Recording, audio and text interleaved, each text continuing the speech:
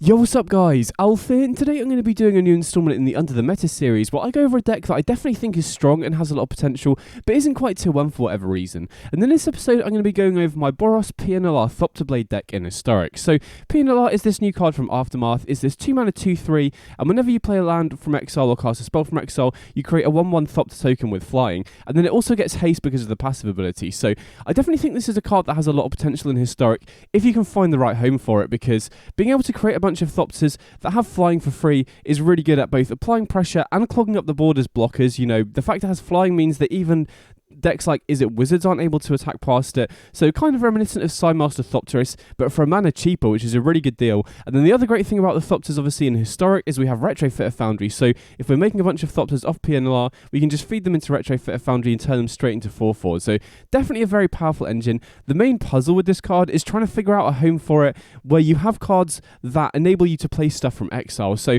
the first time that I tried with this was kind of the Lurus Thopter aggro decks that we've seen for a while. And, you know, I was kind of excited for that in theory because that's a sort of deck that doesn't really have that great card advantage outside of Ingenious Smith and Lurus. So the very first deck I tried was kind of like typical red-white ThopterBlade, but running stuff like Mishra's Research Desk and Reckless Impulse. And in theory, I was excited for that because it does give that deck good card advantage. But having played with it, I just don't think that those cards work particularly well in the Thopters deck, right? It leads to some clunky draws. It also slows the deck down quite a lot, right? If you have to keep a hand with Retrofitter Foundry, Ornithopter, and a bunch of Reckless Impulse effects, if the opponent has Fatal Push for your 4/4, your deck is so much slower because you then have to just, you know, churn through all of your exile effects. And for Pia Nalaar to be consistently good, I think you really need to be aiming for at least 12 enablers for it, or you're going to end up in situations where Pia is just on the battlefield as a 2/3, not really doing anything. And so I didn't really think that the exile effects worked particularly well in the Thopters deck. And I think if you want more card advantage in the Thopters deck, you should probably just be looking for Metatect instead. So I didn't really feel like Pia fit there, unfortunately. Then the next time that I tried for it was with Onicult Anvil, because there are a decent number of cards in the Onicult Anvil shell that do work well with Pia Nalaar, like Mishra's Research Desk and Experimental Synthesizer. Then you also run Retrofitter Foundry, and you can run stuff like Breyer's Apprentice as well. And that deck was good in theory, but I just don't think Onicult Anvil is good enough anymore in Historic. I think it's just too slow in general, so that deck didn't really feel that great. But I feel like Pia has a really, really great home in this ThopterBlade deck. So I've covered this deck on the channel in the past, and I definitely think that this build of the deck is a big improvement on the previous build, but I don't think that ThopterBlade as a deck is tier 1 right now. I definitely think it's still a solid tier 2 choice, but that's the reason why I'm doing it as an Under the Meta rather than like a regular deck guide video. But anyway, if you're not familiar with this deck, the deck basically has two main engines, if you can call it that. First of all, we've got Retrofitter Foundry and also Sword of Fraud and Frontier. So the sword here, really, really powerful, probably the best sword that we have in the format. So it gives the equipped creature +2/+2, and protection from red and green is really, really huge right now because there are a number of decks that rely on red damage based removal, like Wizards, is it Phoenix, Burn, even some of the removal in Rakdos mid-ranges, like Molten Impact, for example. So first of all, it provides really good protection against removal against certain decks, and then there are also a bunch of decks where their creatures are primarily red and green as well, so stuff like Goblins, Rakdos Midrange, Monogreen Devotion, Monogreen Elves, and this just consistently allows you to attack, force a bunch of damage through, and then once you do start connecting with this, you start snowballing the game really, really quickly, right? You can get card advantage of this, and then it also allows you to essentially ramp because you can play an additional land. And it's really important to note that the additional land off this doesn't need to be in the exiled card. So if you have additional lands in your hand, you can just play them as well. So Sword of Forge and Frontier is really sick because once you start connecting with it, it starts snowballing the game really quickly. Now, obviously the big weakness of this, especially in a format as fast as Historic, is that it is a big mana investment, right? Having to pay 3 mana to cast it and then an additional 2 mana to equip is quite a lot to ask. But we have a couple ways to circumvent that. First of which is Fervent Champion. And the really nice thing about this with the sword is that it's essentially free to equip the sword to it because equip abilities cost 3 less to activate. So, you know, one of the main synergies that we're looking to assemble in this deck is get Fervent Champion out on turn 1 or 2, then cast Sword of Forge and Frontier on turn 3, and then we can just immediately equip it, attack in with a 3/3 first strike haste, and even if obviously if the opponent doesn't have any blockers back or they're red and green creatures, we can just immediately connect because the opponent can't block because of the protection, and then if you can connect with this on turn 3, the amount of advantage you get off it straight away is so sick. You know, you immediately get to ramp, you immediately get some card advantage there as well, and even if the opponent doesn't have red or green tutoring creatures. A 3/3 first striker is pretty difficult to block on turn 3, even if you're on the draw, so this is a really nice synergy that a lot of decks struggle to deal with. The other really nice thing about this is the fact that it exiles the cards means that you trigger Pia Nalaar as well. So this is one of the first ways that we can consistently trigger Pia. And this leads to some really nice curve outs where we can go Fervent Champion on turn 1, Pia Nalaar on turn 2, Sword of Forge and Frontier on turn 3, immediately equip it to the Fervent Champion. And then if we can connect, we exile 2 cards, and if one of them is a land, we can just immediately create a Thopter as well. You know, if we hit really well and get a land and a Retrofitter Foundry, then we get 2 Thopters, and we can then turn one of those Thopters into a 4/4 as well. So Sword of Forge and Frontier, kind of one of the backbones of the deck, and also works really nicely with Pia Nalaar because of the exile ability as well. And then with this particular build of the deck, we also have Armed Scavenger, which is another way that we can reduce the equip cost. Now, it only reduced the equip cost by 1, so it's obviously not as good as Fervent Champion, but it's nice to have redundancy for the reduction on the equip effect on this. And, the difference between 1 and 2 on the equip can make a really big difference, particularly in the early game.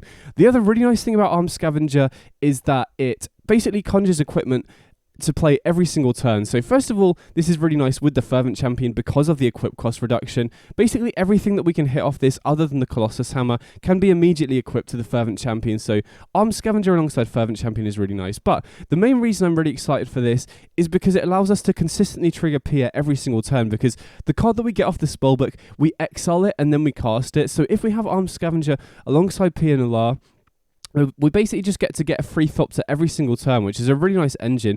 And additionally, there are some really nice cards that we can get off this, right? The haste equipment that we can see here is really nice and can lead to some really sick curve outs where we can go Retrofitter Foundry on turn 1, into Armed Scavenger on turn 2, then on turn 3, we get the equipment off the exile, then we can cast Pia Nalaar, cast the equipment off the exile, and then we immediately get a Thopter, which we can then turn into a 4/4. If we hit the Boots of Speed here, we can then immediately equip the 4/4 to attack straight away. So again, Armed Scavenger allows some really nice curve outs. And like I said, there are some really effective equipments off here, like the ability to give everything haste is really nice if we have got Retrofitter Foundry, because it allows us to immediately attack with the 4/4s. The cost reduction also allows us to equip that for free. The ability to give our creatures flying is really nice, particularly if we have a Fervent Champion with a sword on, makes it really difficult for the opponent to block. And then we've got some other nice ones as well here where we can produce treasures off attacking, we can boost our creature's power. Mirror Shield here is particularly good against the interactive decks because it gives our creature hexproof, which is really nice. So loading up a Fervent Champion with the Mirror Shield and then equipping it with the sword basically makes it impossible for Rakdos midrange to interact because it dodges Fatal Push as well. Rogue's Glove is also very good, particularly because we can equip our flyers as well, right? Another really nice thing about Pia Nalaar is if we are triggering this to produce a bunch of flyers and we have Armed Scavenger out, we can then just immediately start equipping our flyers to start attacking and getting card advantage off stuff like the Rogue's Glove as well, which is really nice. So there's some really nice stuff to hit off here. Works very nicely with Pia Nalaar, reduces the equip cost on the sword, and also works nicely with Fervent Champion as well. So I'm a really big fan of Armed Scavenger in this deck, and works really nicely with some of the other new additions. Then the Retrofitter Foundry part of the deck just enables the fastest starts, right? Like I said, if we have a Thopter, we can immediately turn it into a 4/4, which is really nice. So obviously the fastest starts with Retrofitter Foundry include Ornithopter. We can go Retrofitter Foundry and Ornithopter on turn 1, then turn the Ornithopter into a 4/4 and just start attacking in for a huge amount of damage straight away. Even if we don't have any Thopters, we can just use this as a mana sink to keep producing tokens, which works very nicely with our equipments, right? If we have equipments lying around for Armed Scavenger, or we have a sword, even if the opponent keeps killing our creatures, we can just keep making tokens off the Retrofitter Foundry in order to equip them. And if we have a ton of mana, or we have multiple Retrofitter Foundries out, we can just work our way up the chain to keep making 4/4s every single turn. And then obviously it works very nicely with Pia Nalaar as well. If we can, trigger this by exiling stuff, then we can feed those 1/1 tokens into the Retrofitter Foundry every single turn to swarm the board as well. So Foundry, very key part of the deck and works really nicely with Pia as well. And we've also got Ranger Captain of Eos here, which is another really high synergy card in this deck. So just a very powerful card in its own right. Enters play and allows us to tutor a creature with mana value 1 or less. So in this deck, we have both Fervent Champion and Ornithopter are tutorable off the Ranger Captain. So if we have Retrofitter Foundry, for example, we can play the Ranger Captain on turn 3, tutor the Ornithopter, immediately cast the Ornithopter, and then just sack it to make a 4/4. So if we have Retrofitter Foundry, Ranger Captain essentially puts a 3/3 and a 4/4 into play, which is really, really powerful for a turn 3 option. And then if we have the Sword of Forge and Frontier, we can use it to tutor up the Fervent Champion. So we can go, turn 3 Ranger Captain, Tutor the Fervent Champion, and then if we have our 4th land, we can just go Fervent Champion into sword and attack straight away. And additionally, we also have the Giant Killer as well, which just gives us really good interaction to be able to kill bigger creatures. In the main deck, our only real interaction here is Portable Hold, so having Giant Killer as a tutorable way to kill stuff like Atraxa or Shieldred is really, really powerful. So Ranger Captain provides a bunch of utility, and additionally we can use this as a silence effect, which is really good against a lot of decks, particularly something like Control. Right, if we have a commanding board state, we can just go to the opponent's upkeep, sack this to prevent them playing a sweeper, and then just attack for lethal the following turn. So Ranger Captain adds a ton of consistency to the deck, and basically just enables us to assemble our really nice combos. Then, like I said, also got Portable here as interaction, and I think 1-mana interaction is very important. This is essentially an aggressively slanted mid-range deck, so it is very important to have ways to interact. And like I said, I feel like turn 1 interaction is super important right now because of decks like Is It Wizards being able to take out Symmetry Sage, against decks like Auras being able to take out their core Spirit Dancer or Light Pause before it starts going crazy. Being able to take out Llanowar Elves against Mono Green Devotion as well is very important. So I'm a big fan of Portable Hold, definitely the best 1-mana interaction that we have available in these colours. And then additionally, the last card that we've got at the top end of the deck is Showdown of the Scalds. And I think this is a really nice card because, first of all, it just gives us a really good way to get ahead on card advantage.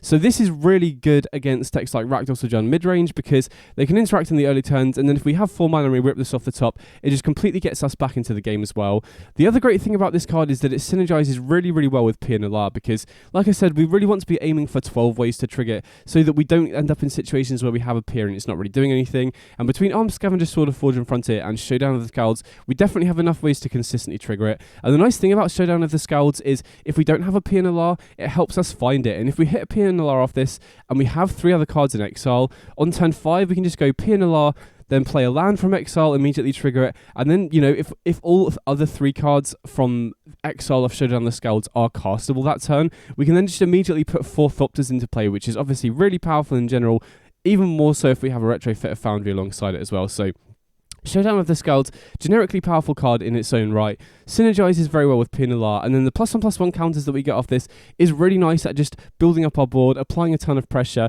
and just allowing us to get ahead. Now, the other really nice thing about Showdown with Pia Nalaar is that it also enables us to just swarm the board even if we don't have a Foundry, right? If we get a bunch of Thopters off the Pia Nalaar, it makes it very difficult for aggro decks to attack past unless they have Trample, which most of the aggro decks in the format don't have Trample right now. So Showdown and Pia Nalaar is just generically good at helping us stabilize against aggro decks as well, which is really nice. So that's the main deck. I've been really happy with it. There's so much cross synergy between all the cards, and I definitely like the new synergy between Armed Scavenger, Pia Nalaar, and Showdown of the Scalds as well. In terms of the mana base, 24 lands has felt like a good amount to me. I could definitely see an argument to going up to 25 because it is quite important in a lot of situations for us to hit our 4th land, not only for Showdown of the Scalds, but also so that we can go Fervent Champion into Sword of Forge and Frontier on turn 4. So I could potentially see an argument to going up to 25 lands, probably go up to the 4th Mycosynth Gardens if I did, but I'm not 100% sure what I would cut from the main deck. Maybe it would be correct to go down to 3 Pia Nalaar, but I really like this card as a 4 of, so I'm not really sure, but there is definitely an argument to go to 25, but 24 has been fine so far in testing. We have a bunch of white-red dual lands because we do need to have double white on turn 3 for Ranger Captain, which basically requires us to have 18 white sources, and the pathways only really count as half a source. Then in terms of utility lands, we've got Iganjo and Sokenzan, which are basically free to run as one-offs. And then we've also got Mycosynth Gardens here, which I'm a really big fan of in this deck because it's really nice at being able to copy both the Sword of Forge and Frontier, the Retrofit of Foundry, and the Ornithopter. So if we have Sword equipped to Fervent Champion, being able to copy it with the Mycosynth Gardens, we can then immediately equip the copy for free to the Fervent Champion. And then if we can connect with the Fervent Champion, we often get the mana back straight away in a lot of situations because we can cast 2 lands if we get 2 triggers off the Sword of Forge and Frontier. So we immediately get 2 of that mana back if we have 2 lands off it as well. So copying Sword is a really good way to force extra damage and get even further ahead. And then copying Retrofit of Foundry is great because having this card in multiples is really nice because it allows us to more consistently work our way up the chain. And then being able to copy Ornithopter only costs us 0 mana to do. Obviously, we have to tap the Mycosynth Gardens in order to do it, but if we have a Retrofit of Foundry and we want to make more 4/4s, that's another really nice target. And this can also produce mana of any colour if we do pump an extra mana into it as well. So I definitely think the Mycosynth Gardens is the best utility land in this deck. And then moving on to the sideboard, first of all, we've got 3 copies of Tormod's Crypt for Graveyard Hate. So I think Graveyard Hate is very important right now, particularly if you are a mid-range deck, because you need to be able to stop decks like Reanimator, Kethis combo, Phoenix that can go over the top of you. Now, typically, I'm not a big fan of running more than one Tormod's Crypt, but in this particular deck, I actually think it's really beneficial because we have so many ways to exile. So, we've got Sword of Fortune Frontier and Showdown of the Scalds. And the really nice thing about Tormod's Crypt is, say we go, Fervent Champion into Sword of Frontier, and we attack with the Fervent Champion. If we exile 2 cards, but we don't have a land to play, and we hit a piece of Graveyard Hate, say we're running a Soul Guide Lantern, there's a chance that we might not be able to cast it. So having Tormod's Crypt be castable off Sword of Fortune Frontier, even if we don't have a land drop, is really nice. But very importantly, it also allows us to cast it off Showdown of the Scalds on turn 4. So if we go Showdown of the Scalds and we hit Tormod's Crypt, a lot of the time we need the Graveyard Hate in play as soon as possible, and having Tormod's Crypt be 0 mana allows us to immediately cast Tormod's Crypt if we hit it off Showdown of the Scalds. That's another reason why I think, Showdown of the Scalds in general can be quite a slow card in the context of Historic because it's such a fast format, but the fact that we have 0 mana plays off Showdown of the Scalds like Ornithopter if we have a Retrofitter Foundry or Tormod's Crypt means that we can get value off it immediately the time we play it. So like I said, even though Tormod's Crypt is kind of bad in multiples, which is why I generally don't like running more than one, I do like running 3 in this particular deck because it's really nice being able to cast it for free off Showdown and Sword. And there's also going to be situations where, we have a hit off Sword of Fortune Frontier and we have, say we hit a Retrofitter Foundry and a piece of Graveyard Hate and we only have 1 mana available. The fact that Tormod's Crypt is 0 mana then enables us to get the Graveyard Hate into play and still use that mana on Retrofitter Foundry rather than having to use it on something like a Soul Guide Lantern. So I definitely think that Tormod's Crypt is the right option for Graveyard Hate here. Then we've got a single copy of Pithing Needle, so I would like to fit more copies of Pithing Needle in the sideboard if I can, mainly for the Goblins matchup because of Goblin Trashmaster. Goblin Trashmaster is really good against us because it can kill both our Sword of Fortune Frontier and our Retrofitter Foundry, which is the main engine cards of the deck. So I feel like you definitely need to be running one Pithing Needle specifically for Goblins. Like I said, I would like to find room for more copies in the sideboard if I could, but I haven't really been able to find space. Also very good in other matchups as well. You can bring this in against Control to hit their Planeswalkers like Teferi. Also very good against Kethis combo, shuts off their Kethis. And also, against stuff like Yawgmoth combo, you can bring this in and name Yawgmoth. You can also potentially bring this in against Mono Green Devotion to name Khan as well. So has applications in a lot of matchups, but definitely on my mind to try and fit another copy in the sideboard if I can for Goblin Trashmaster. Then we've got 3 copies of Baffling End as additional removal, in addition to Portable Hole. Running Baffling End in place of something like, any artifact interaction, because since we're not running Ingenious Smith in this build like the previous version, I don't think there's really much incentive to be running artifact stuff, particularly because Brotherhood's End is a good sideboard card against us, so diversifying our threats of interaction is pretty good. And I've gone for Baffling End here just because I've made this, choice with a deck like Auras in mind. I think Baffling End, is just generally good against decks where you want more spot removal, like against, tribal decks like Humans and Goblins and Merfolk. Also decks like Wizards as well. But Baffling End specifically is much better choice than red-based removal like Lightning Helix or Molten Impact, for example, because it's a lot better against Auras, right? The main reason I don't really want to go for Lightning Helix here is that if the opponent does start getting Auras on stuff, red damage-based removal just doesn't quite get it done there. So Baffling End is basically my removal of choice because it hits basically everything we want against decks where we want more interaction. And then we've also got Hushbringer here, which doesn't synergize particularly well with Ranger Captain, but there are a number of matchups that are going to be very difficult to beat without Hushbringer, like Angels and Helioke, for example. Now, those two aren't that common, but this is also very good against Goblins. It shuts off their Muxus. Also very good against Humans, for example, as well. And in the matchups where I bring in the Hushbringer, I just board out the Ranger Captain anyway. So Hushbringer is really important at beating those, the creature decks that generally go bigger than you with their ETBs, like, Muxus against Goblins, Angels and Helioke as well, like I mentioned. Then we've got 3 copies of Invasion of Gobakan, so I've been really impressed with this card. I think this is really nice, particularly in decks with Retrofitter Foundry Ornithopter, because you can do really sick curve-outs where you go Retrofitter Foundry into Ornithopter, make a 4/4, then on turn 2, use Invasion against the control deck to hit their key piece of removal, and then immediately attack it with the 4/4 of Retrofitter Foundry, and then flip it immediately. The other nice synergy here is that flipping Invasion of Gobakan Also triggers Pia Nalaar as well. So I've had these crazy turns where, I've got Showdown going into Pia Nalaar, hit an invasion, hit an impactful card out of the opponent's hand, attack down the invasion with the Thopters that I get off the Showdown and Pia, and then get another Thopter off flipping the invasion. And this is just really good at protecting our board, and also just giving us, early hand disruption against decks like Control and Domain. And I also think this card is good against Rakdos midrange because... or Jan mid-range as well, I guess, because it can hit their key piece of removal, right? It can delay Brotherhood's End, and if you can flip this, it also protects all of your creatures from Brotherhood's End as well, which is really nice. And it's also just, good at delaying their proactive plays. If they only have one of Crucis, Jostle, or Fable, or like Seasoned Pyromancer, for example, you can play this on turn 2, even going second, delay their proactive game plan, and then they're just stuck with a bunch of reactive cards. So Invasion I've been really impressed with as both a way to protect your board once you can flip it, and also just a generically good card against Control. Particularly good against Blue-White Control at delaying Divine Purge, because that is a card that our deck struggles to deal with as well. So Invasion, very important against the slower decks. Then we've got a couple copies of Bifrost here for the Artifact decks. We can't really run Brotherhood's End of our own. First of all, because we don't really have enough red sources, right? We would need 18 red to be able to cast double red on turn 3, and also because we have a bunch of our own artifacts as well, right? Sword of Forge of Frontier and Retrofit of Foundry also get killed by Brotherhood's End.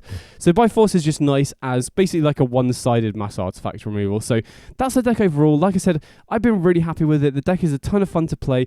Like I said, I don't think it's a tier 1 deck though, mainly because you do have some really, really nice curve outs, but there are some, inconsistent draws. For example, like drawing Ornithopter when we don't have Retrofit of Foundry in this deck is really awkward, which is why I'm only running 3 copies. Drawing Ranger Captain when we don't have Retrofit of Foundry or Sword of Forge and Frontier can be a little bit annoying, because whether you tutor Fervent Champion or Ornithopter, I guess Giant Killer is generically good, but tutoring Fervent Champion when you don't have Sword is a bit awkward. Tutoring Ornithopter when you don't have Retrofit of Foundry is a bit awkward as well. So you do have some draws that are a little bit inconsistent, but on the whole, I think the deck is pretty powerful. And I think the main issue with it is that, compared to the top tier decks right now, is that you're kind of doing something a little bit more fair. Now, you do have good game plans against basically everything, I think. Particularly giving protection from red and green on the sword is really good at being able to beat decks that typically have good matchups against mid-range, like Goblins, for example, like Mono Green Devotion. The protection on this sword allows you to attack past there.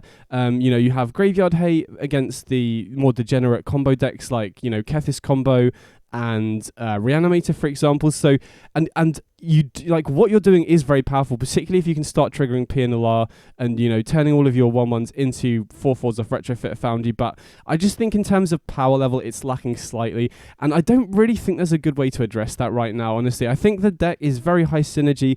I've tried a bunch of different other ideas out, and I definitely think this is the best form of the deck. I just think that it's slightly below the tier 1 decks in terms of power level. So I don't think there's really a good way to bring this deck up to tier 1. But like I said, I still think it's a really solid tier 2 choice that does have good game plans in basically every matchup, but you are lacking in consistency and power level a little bit, which is the main reason why I think it's probably tier 2 rather than tier 1 right now. So anyway, that's the deck. Definitely let me know in the comments if you've got any questions or maybe even some suggestions to how you could maybe address some of those issues. Next time I've got some gameplay with the deck so you guys can see it in action. Just got 3 matches that I was playing on the ladder.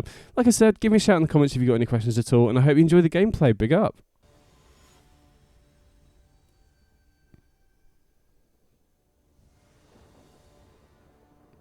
Okay, so we're on the play here, and I can't keep a one-lander, unfortunately. Okay, this hand looks pretty sick, though. We can put back the Giant Killer, and then we can go... Or maybe we can put back the Sword. Maybe there's an argument to putting the Sword back here as well. But either way, we can go Retrofit Foundry on turn 1 here, then Armed Scavenger on turn 2, and then if Armed Scavenger survives and we hit our 3rd land drop, we can potentially hit a 1-mana equipment off the Armed Scavenger, and there are a lot of 1-mana equipments in the spellbook, so I think it's quite likely. And then we could go Pia Nalaar, cast the 1-mana equipment, trigger the Pia Nalaar. Okay, there's Boots of Speed is a pretty nice one. And we hit the 3rd land. Perfect. That's really good. So now we can go Pia Nalaar, play the Boots of Speed, immediately make a Thopter, which we can then feed into Retrofit of Foundry to make a 4/4. And we can equip the Boots of Speed for free because of Armed Scavenger. Now, there is potentially an argument to maybe making a 4/4 immediately and equipping that.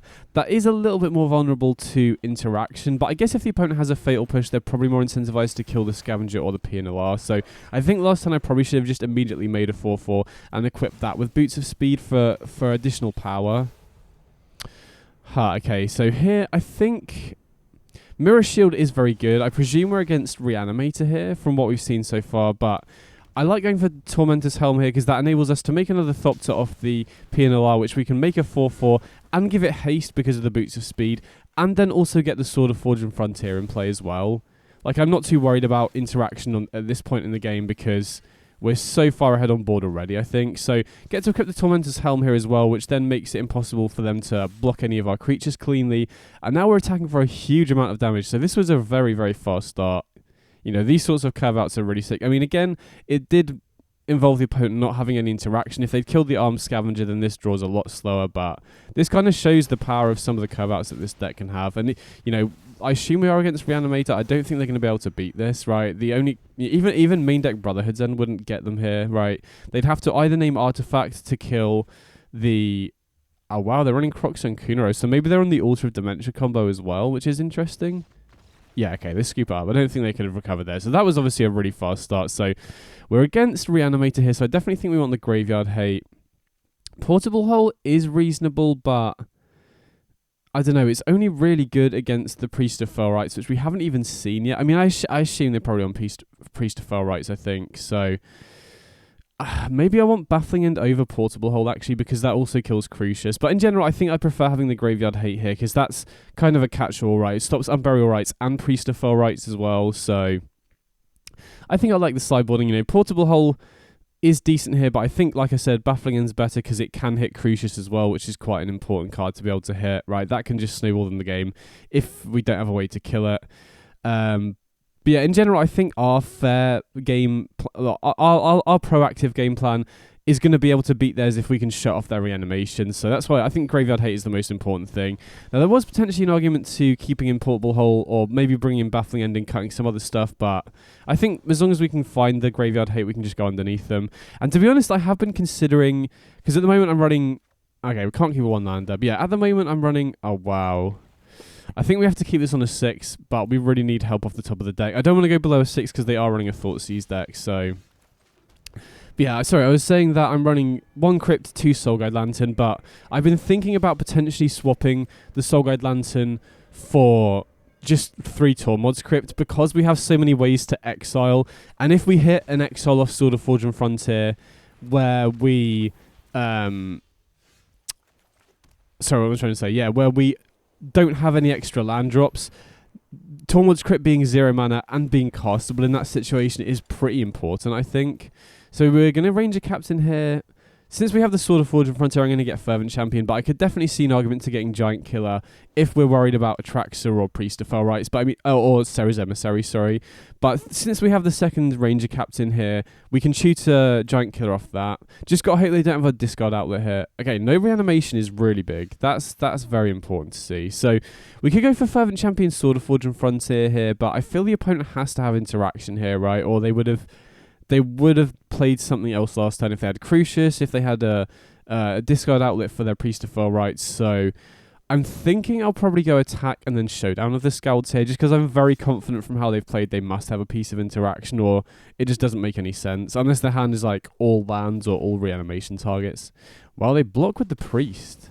Okay, that must mean they have no confidence that they're going to be able to reanimate anytime soon, which is also a very good sign. So yeah, we're just going to slam the Showdown of the Scouts here, see what we hit. Yeah, okay, they do have interactions, so I'm very glad we didn't go for Fervent Champion and Sword, because that would have kind of been a waste of our turn otherwise. Okay, some pretty reasonable hits. Not going to cast the Ornithopter here because they could just Fatal Push it. We want to wait until we cast the Retrofit Foundry to do that, I think. They do have Pithing Needle, so I presume they name Retrofit Foundry here since it's like face up that we have that. The other nice thing about Tormod's Crypt is, in this situation, had we hit a Tormod's Crypt, we could have cast it on turn 4, which is huge, right? Being able to cast out the turn it comes down. So I definitely think I'm going to change to running 3 Tormod's Crypt if possible. So we have a lot of options this turn. I think I'm going to run out the Ornithopter first here, just so that we start getting value off the Showdown of the Scouts +1/+1 counters. So I think I'm going to run out the Fervent Champion here, get to put some counters on the Ornithopter, and then I think I'm going to try the Sword. Right, if they do have a piece of removal for the Fervent Champion, so be it. We already have the Ornithopter in place, so we can potentially equip that next turn if they don't have a piece of removal. And I want to put all my counters on the Ornithopter, because if they have a piece of removal here, they're going to kill the Fervent Champion. Yeah, they do have push for the champion, but I think that's fine. Then, since we have a mana spare, might as well cast the Retrofitter Foundry. If we can find a portable hole for the Pithing Needle... Oh, I guess we cut the portable hole, didn't we? So, basically it means the Retrofitter Foundry is going to be offline for the rest of the game. But that's fine. We have a lot of other ways that we can win. Especially with this the sword that we've got here. And we've also got another Showdown. Now, we do need to dig for Graveyard Hate, so I think I probably am going to prioritise going for Showdown next turn. Oh, Thought Seizing themselves. Okay, so they're setting up for Reanimation next turn if they draw a land drop. So we definitely need to go for Showdown here and just try and hit a land. You almost always want to play Showdown before your land drop for the turn in case you hit multiple lands off the Showdown. Okay, perfect. We hit Solgai Lantern. That's huge. So that is a very good hit here, obviously, because if they hit a land drop, they can reanimate Ceres Emissary. I mean, we do have... Ranger Captain that can shoot a Giant Killer, and I presume they would probably name creature off the first one. So yeah, Ranger Captain being able to shoot a Giant Killer, giving us an out to Emissary is really nice. But yeah, they just scoop it up. So we got there. Nice. That felt really good. Even on a slow draw there.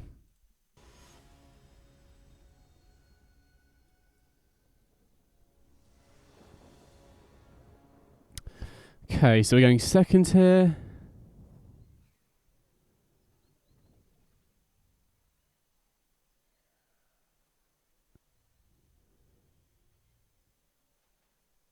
Okay, let's see here.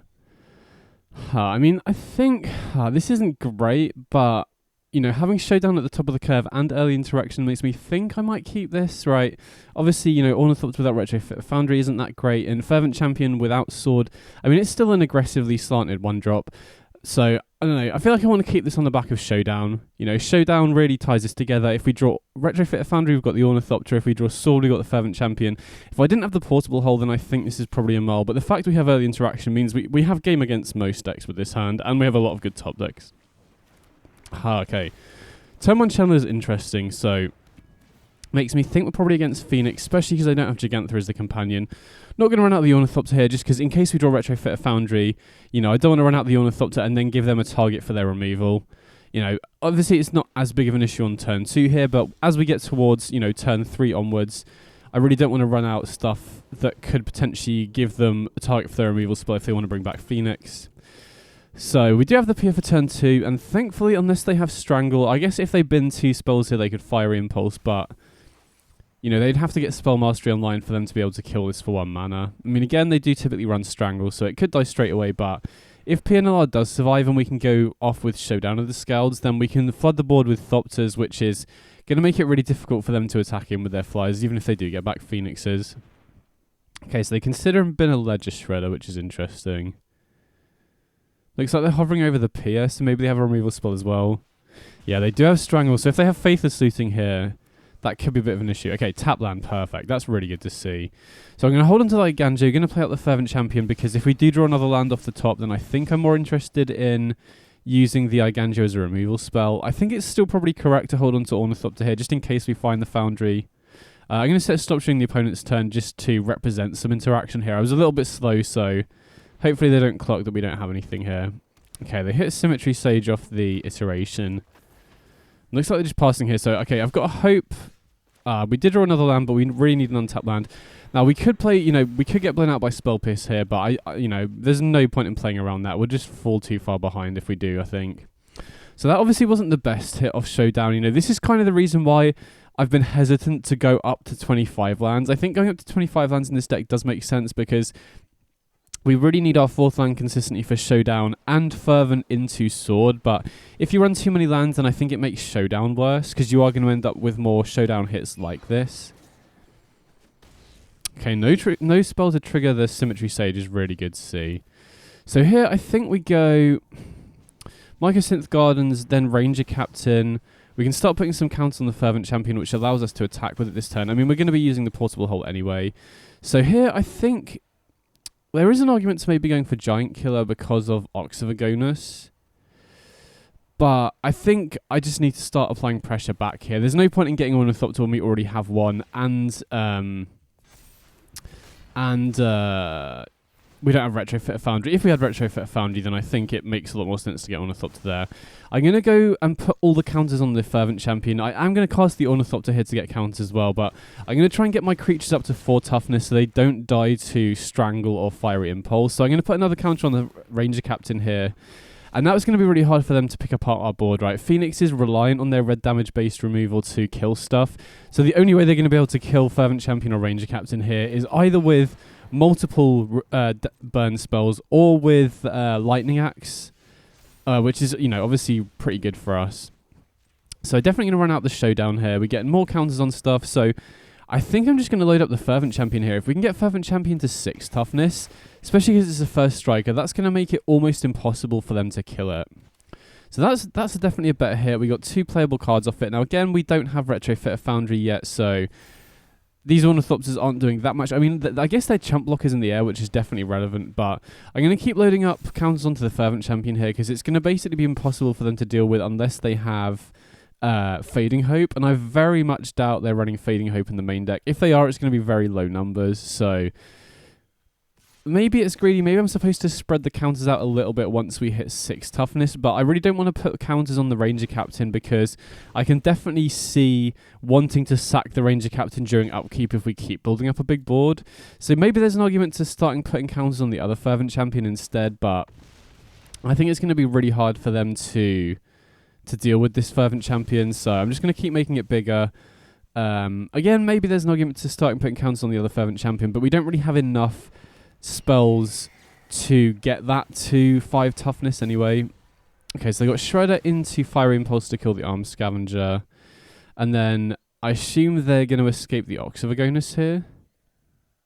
But again, since the Fervent Champion has First Strike and we can buff it, it's going to they can't even cleanly block the 1/1 Fervent Champion with their Ox of Agonis here, really. So okay, they go for Opt as well. So they do have 1 Phoenix in the graveyard still, even after the Ox exile, but I think it's going to be really hard for them to win here. Yeah, they just scoop it up. So that felt pretty good. Showdown of the Scalds making our creatures big is really good against these decks that rely on burn spells. So definitely want graveyard hate in this matchup for sure.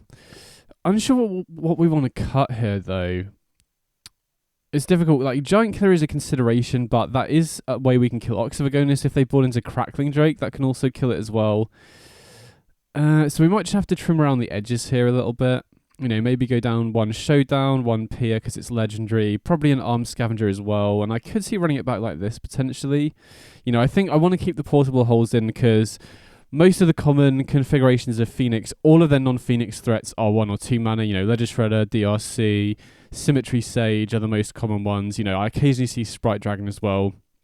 I haven't really seen Crackling Drake or especially Storming Entity recently. And either way, we still have Giant Killer in the deck to be able to deal with those. So I feel like it's right to keep the Portable Holes in here for sure. There's no real advantage to swapping them out for Baffling Ends.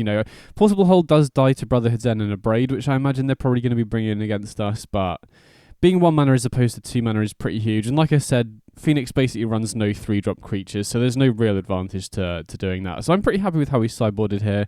You definitely can afford to trim around the edges, especially against aggro decks. You don't always want all 4 Showdown of the Scalds. I think Pia's fine to trim because it's legendary. And similarly, Armed Scavenger as well. Not a card that's the best to draw in multiples, so you can afford to trim around the edges here to fit in everything that you want. Okay, so no interaction in this hand, which is a little bit annoying, but we do have Fervent Champion into Sword here, which is really nice. So, I mean, we'll see. They could obviously have removal, but even if they kill the Fervent Champion, that means that the Armed Scavenger might live here, so we'll see what they have. Okay, they do Strangle the Fervent Champion. We drew another Fervent Champion, so there is potentially an argument to going Fervent Champion here so that we can just go for Swords straight away. But I think just to make better use of our mana, it's probably worth just going for the Armed Scavenger here. And then there are a few decent equipments that we can hit off the Armed Scavenger that we might want to play here. So we could go maybe equipment in addition to Fervent Champion here and then set up for the Sword on the following turn. But again, I could see an argument to going Fervent Champion, but I guess it's just less mana efficient is my issue with that line. Interesting. Okay, so we got Mirror Shield and Boots of Speed, both of which are pretty good. So I think I like going for the Mirror Shield here because that then means we can have another pretty mana efficient turn here, right? We can go Mirror Shield, We can go Fervent Champion, and we can protect one of the two here. I think I prefer protecting the Fervent Champion because we have the sword here. And now they need a sweeper, basically. We have Fervent Champion with Hexproof, so it's going to be really hard for them to ever deal with this. So next time we can equip the sword. I think the only thing we're concerned about here is Brotherhood's End. Oh, wow. I kind of spoke it into existence there, huh? So that's pretty annoying. But we can still go Ranger Captain to tutor another Fervent Champion here and then just protect it again, right? We can grab Fervent Champion, equip it immediately with the Mirror Shield here, and then we can, you know, same play as last time, equip it with the Sword of Forge and Frontier, and then that's going to be really hard for them to beat, because not only does it have Hexproof, it also has protection from red and green, so they can't block it with any of their creatures. Wow, they have this second Brotherhood's End. Okay. That's kind of rough. I mean, having said that, we still have a good way to recover from this. And because they were sandbagging the sweepers, it means that we don't have to, you know, they've not applied any pressure on the board at all. So that gives us time to go for the showdown here. And then we can just go for a land into Retrofit a Foundry. And then, you know, we got decent stuff in exile. If they play one of their non-Phoenix threats, we have the Portable Hull. Yeah, sweet. So we have the answer for the Ledger Shredder already, which is really nice.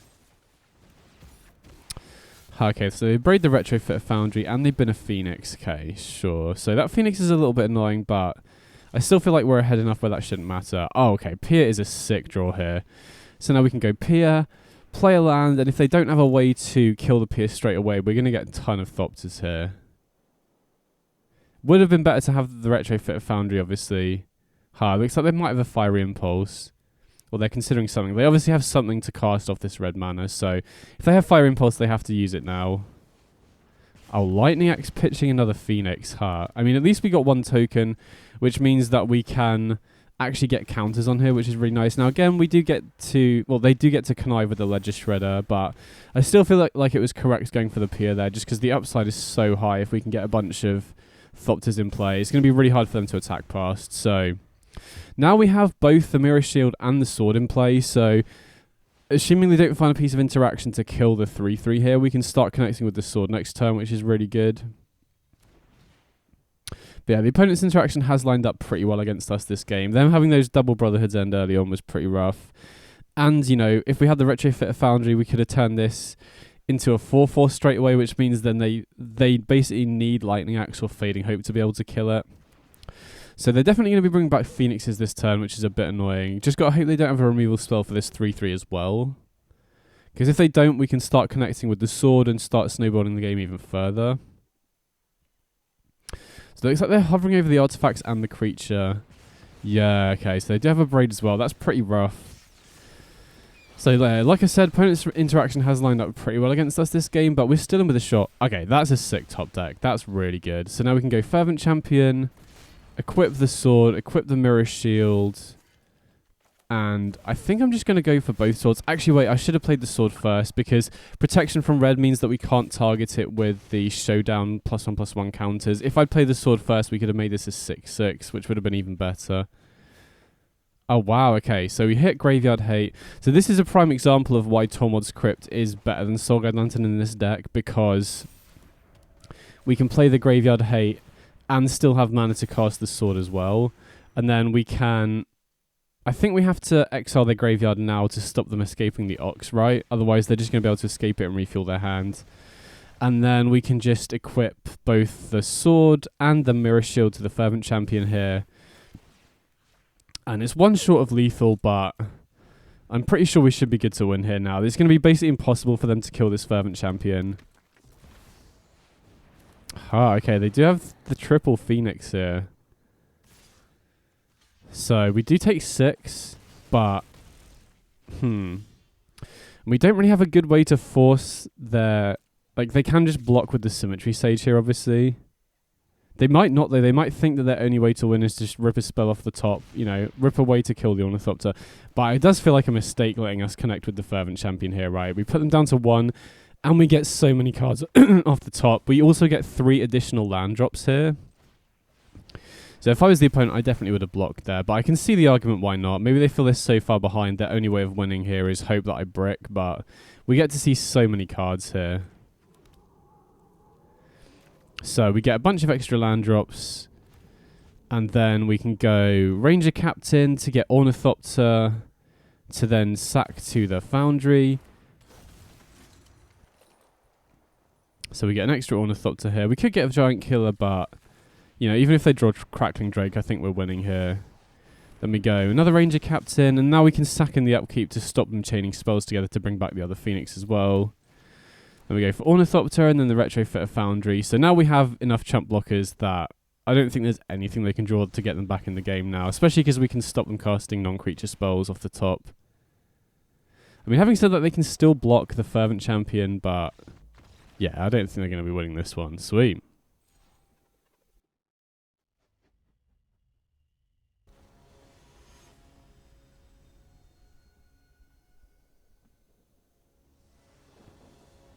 Okay, so we're on the play here, and I think we can keep this. Right, it's especially good if we're against an early aggro deck. If we're against a deck where Portable Hole isn't great, then not the best hand, but, you know, we've got Pia Nalaar and Showdown of the Skulls, which is a really nice proactive game plan anyway, so we'll see what the opponent's on here.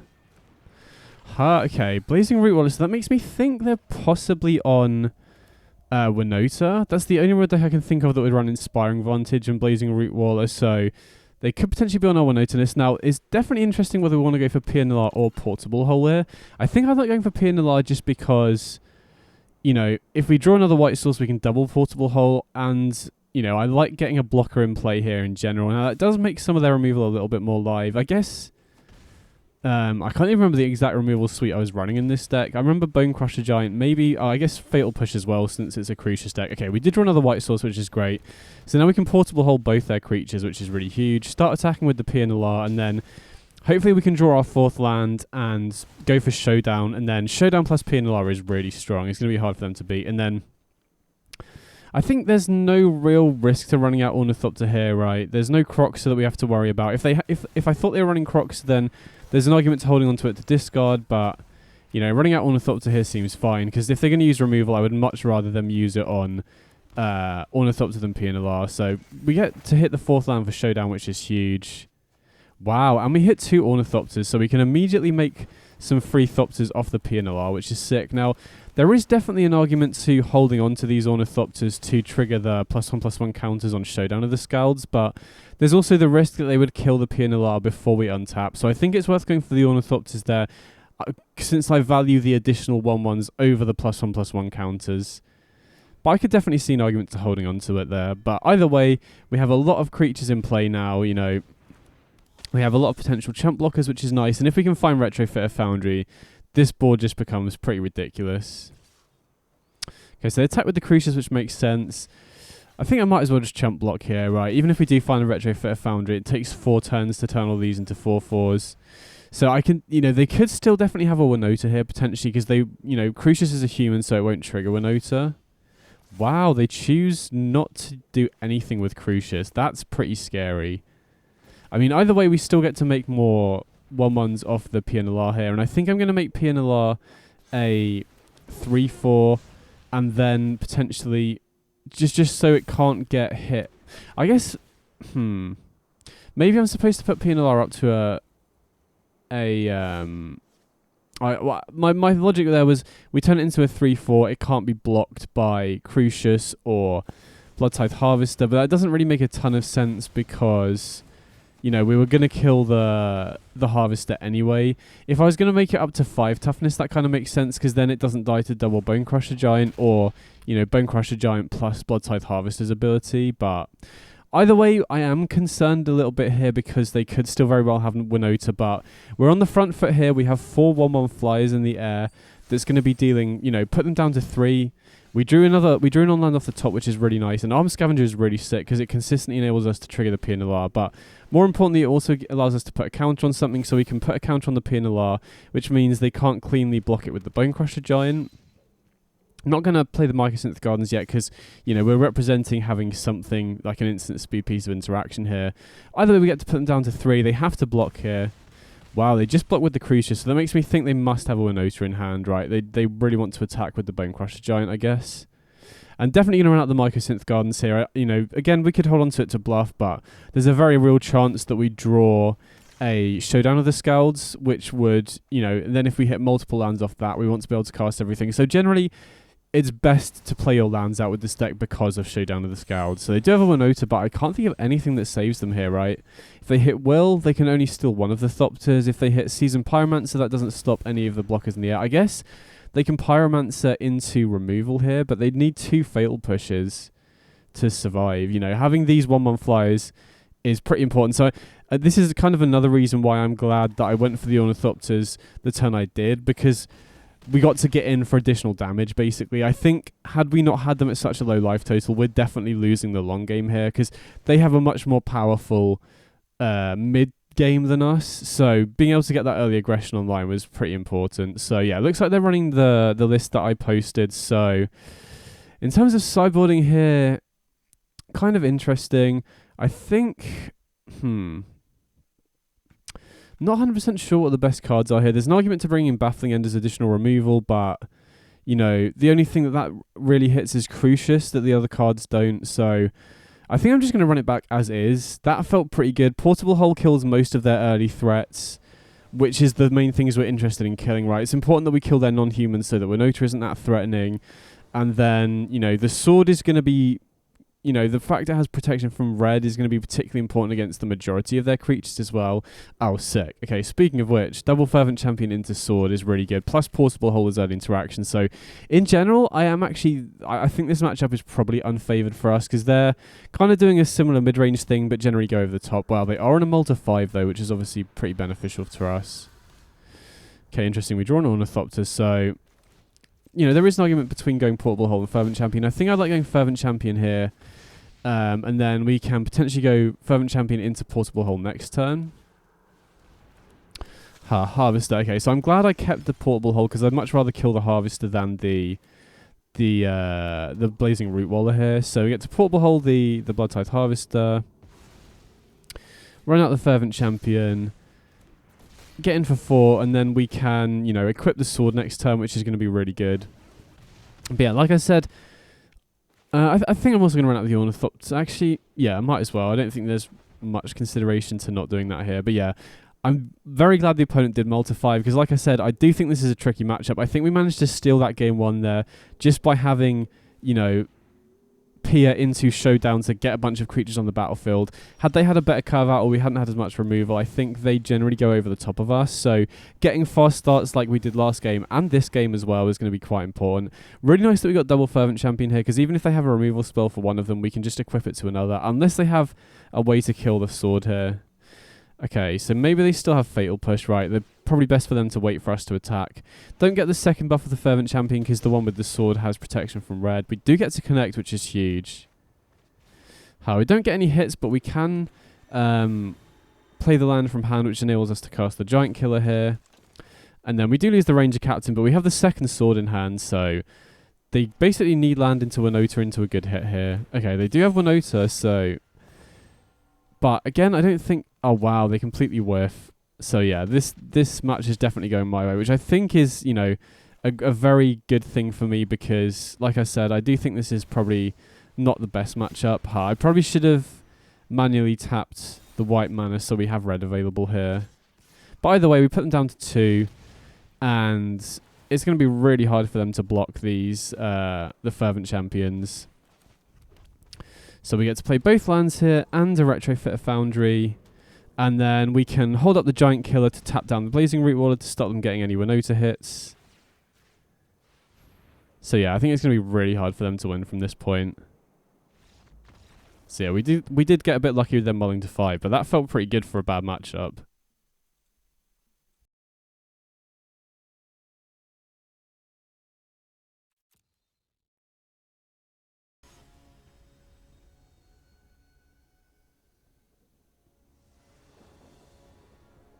Okay, so we're going first here.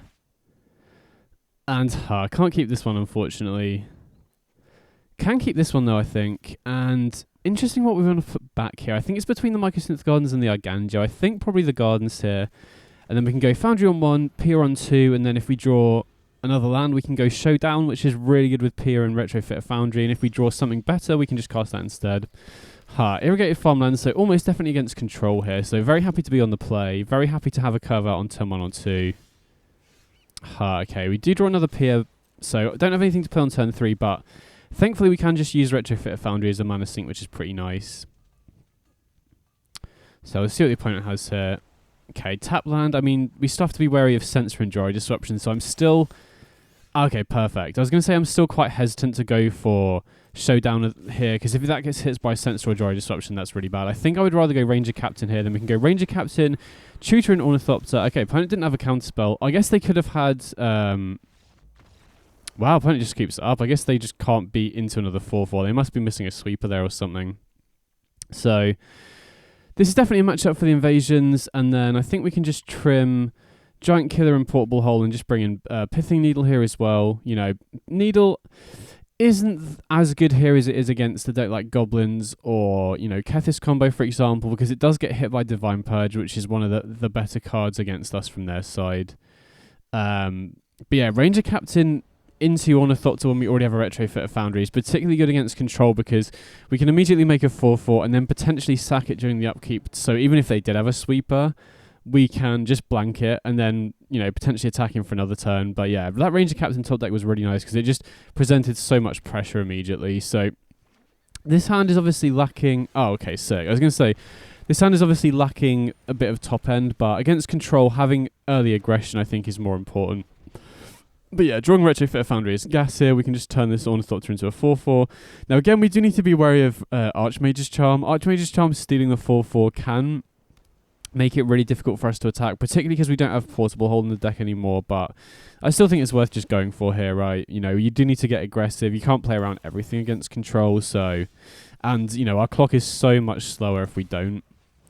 So we're going to run out Fervent Champion, or we're going to run out both Fervent Champions here, and then that'll be... okay, opponent does have changed the equation. Still getting in for 5 here, though, which is a pretty sick turn 2, right? Again, we do need to be wary of Archmage's Charm. If they do charm the 4-4 here, that does slow us down a little bit. And, you know...